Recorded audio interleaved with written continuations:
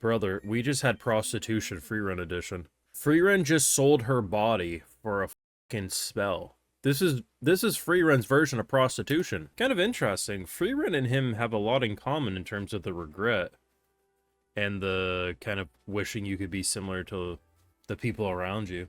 I swear to God, if there turns out to be a child that's still alive and he has to sacrifice himself to save the child, could that be the child? Is she gonna pretend to be human? Thank fuck Stark.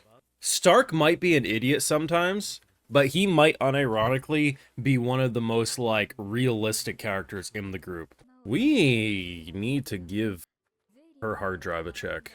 Is Frieren about to teach the value of consent? She is fucking happy as can be. Keep in mind, too, we're like moments away from seeing someone potentially dead. You don't learn to swim by keeping on the floaties forever. Time to drop you into the deep end, girl. And by the deep end, the middle of the ocean. I love those demons like, we can be, come on, civil, right? We can be civilized. Oh, wings. Damn! Give him an AK-47 and some demon wings, and let's see what the demons do against that. Guys, we are potentially 1 or 2 steps away from Frieren selling her body at the red light district. You might be saying, Brandon, that's too crazy. Of course she won. But after what I just saw in this latest Frieren episode, and this woman here, the thirst she has over, and as she says, and as I quote, young girls and head pats. Wild given our current environment. Frieren wanted nothing to do with it. Reasonable. Fern wanted nothing to do with it. Hiding behind her mother-daughter, as she should. And as soon as the child was offered candy to go inside the van, Frieren, with the biggest Looney Tunes ass grin known to man, said, not only pet your heart out, you can do whatever you want with me. I want to ask the audience a genuine question. Because do I think the show would ever do this? No.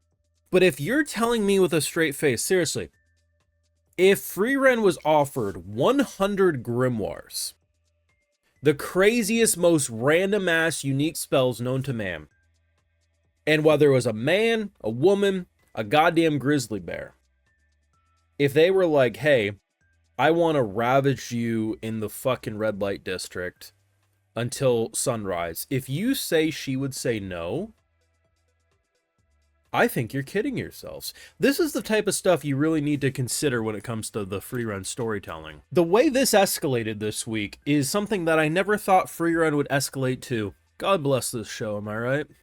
You know what to do. If you got this far in the video, make sure you drop a like, share, support, subscribe, ring that bell if you haven't already, and Patreon for live reactions and exclusives. Live over there, it does help on the channel, so if you enjoy my work, want to see it continue, please consider supporting, it does help out a lot. One thing I really liked about this episode, other than our red light district thoughts, this man, really interesting.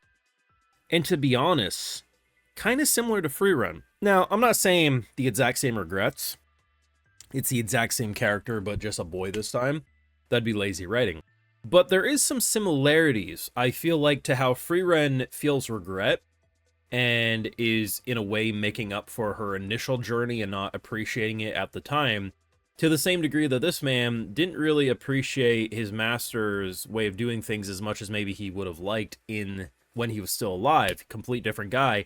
And while he doesn't think he's like his former master, the fact that last week, this is something we highlighted, was one of the best moments, he brought a dying man back to the church to give him hope that he was going to live. He knew he was going to die there. That is something his master would have done. And I was really concerned that they were going to kill him off this week. Mainly because the demons are smart. They wanted to separate... Like, this guy literally said, we're not going to jump them all at once because there's something deadly about them. So we're going to wait for them to split up because humans are predictable. Someone would obviously stay behind at the graveyard because that's what humans do. Kind of stupid, but we can exploit that. Had our boy Stark not stayed behind, I do think he would have died here. Because this is a... Like, am I saying for sure they aren't guaranteed even single-handedly able to defeat this? Like, I think you could write it that Stark could 1v1 him. Not easily, but I don't think it would just be plot armor that Stark wins, or he would win. Like, but by having them together, there's a much more likelihood of survivability. The issue is that this character is kind of weird. The blades are simultaneously light as a feather, or as heavy as a boulder.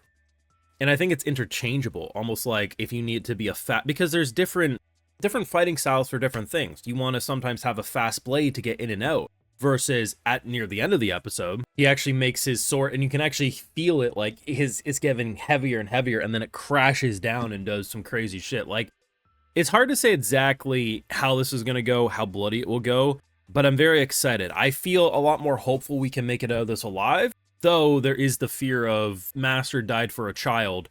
The demons do have a child on their side. I mean, who knows with demons, this could be a 30-year-old woman for all we know with anime, but looks like a child. Very easy to make him think that he needs to sacrifice himself for a child. Hopefully that doesn't happen, but, you know, time will tell. But either way, some really good stuff, and, I mean, Stark's an MVP, man. He really is when you think about it. I'm not saying for sure this man couldn't have 1v1 that, but when Stark says, hey, I'm gonna stay behind with you, thank fuck. Like, one of his all-star moments of the show so far. And I mean, as funny as it is, like, with the whole, like, selling her body thing for a grimoire, because that is objectively what she did, just not as sexual as maybe I make it out to be. This is a very interesting dynamic, and I'm interested to see how these three fight, because Frieren's, we know what to expect from her, kind of know what to expect from her.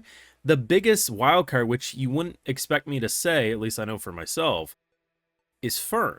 Now, Fern is a very high-ranked mage by today's standards, but she is very convinced she can't 1v1 this demon. She's like, the only reason I was able to deflect here is because you gave me a heads up. And Frieren's basically saying, no, I know you can beat it. Now, is it guaranteed? If you ran this simulation 1,000 times, is Fern every 1,000 times winning this fight? No. That'd be crazy. But a majority of the time, probably. And I think her biggest issue is her insecurity about her own talent, which makes sense. She is still fairly new to this, all things considered. But I think by Frieren throwing her into the deep end, not in the way of like, oh, she's swimming in a pool, learning how to swim. No, we went from, we can kind of swim in the deep end, to now you're in the middle of the ocean. Thankfully, there is a boat in the distance. That boat is Frieren, so if things get too risky, I'm sure she can jump in and protect her. But this could do major things for Fern's character. If she actually is able to defeat this demon, seemingly by herself or close to, that could be a major ego and confidence boost for her character. And I'm excited to see what they do here. This was a great episode. I said it last week, it doesn't really feel like a normal season of Frieren. Like, I'm not saying it's not following the manga. I'm not saying that this arc won't have major implications for the future seasons, but it's like watching a new movie or a spin-off season of a show. It's just as good, if not better, than the main show, but it just feels like they're trying new things. The directing feels different, the presentation feels different, and in doing so, making the best goddamn Frieren season you could possibly make. Now, of course, those are just my thoughts. You can let me know your thoughts down below. How many grimoires do you think it would take for Frieren to unironically sell her body in a red light district's fashion? Question of the week, let me know. I think 100 would do it.